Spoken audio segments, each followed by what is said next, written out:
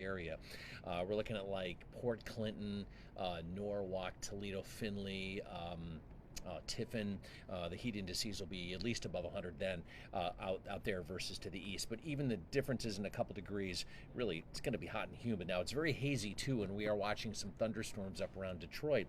Late summer heat, we're going to end up with probably 4 by the end of the week. Now, when we look at the last 7 days of August and the first 7 days of September, so basically, when you look historically at the time in that 2 week period when school starts, I know when I was younger, we started in early September. So that 14-day period, when you compare the instances of hitting 90, it actually occurred more frequently in the 1950s, but the early 2000s were a very close second. And the last time we had more than one day in the 90s in late August, early September, was 6 years ago, back in 2018. It happened 7 times. All right, there's the cold front. Warm front here now moving through. Cloud cover, storms to the north and northwest. The cluster that we're tracking here, there's actually a couple of them here. There's one right here, and this is weakening. This will probably clip Lake and Ashtabula County in weakened form and then head in this direction.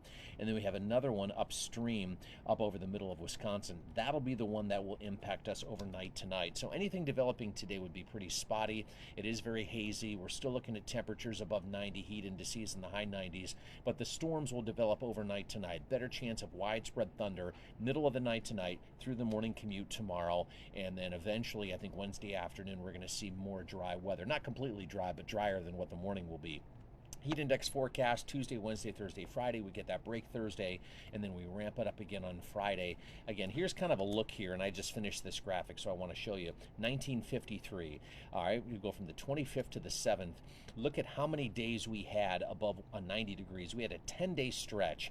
The top number is the temperature each day. The bottom number is the heat index. In fact, the heat indices on the final day of that stretch was 108. We had 3 days above 101. When the kids are heading to school in 1953. You compare that to the most recent one that was anything close to it was in 2018. We had a 3-day stretch on Monday, Tuesday, Wednesday.